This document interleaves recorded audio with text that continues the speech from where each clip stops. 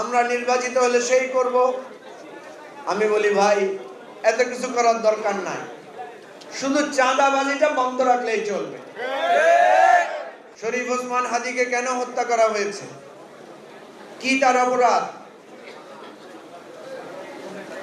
যেই অপরাধে আবরার ফাহাদকে হত্যা করা হয়েছিল,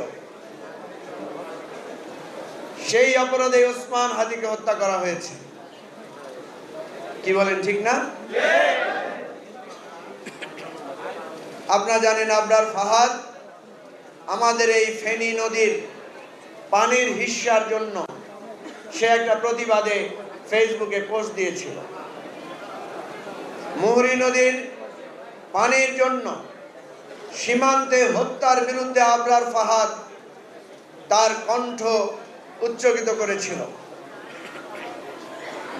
ওসমান হাদিকে হত্যা করা হয়েছে সেই জন্য, যেই জন্য আমাদের প্রিয় ভাই বন্ধু, আমাদের সতীর্থ আবু সাইদকে হত্যা করা হয়েছে। আবরার ফাহাদের নিথর দেহ সারা বাংলাদেশের মানুষকে জাগিয়ে তুলেছিল। আবু সাইদের প্রসারিত হাত প্রত্যেকটি মানুষের বুকে সাহসের জন্ম দিয়েছিল।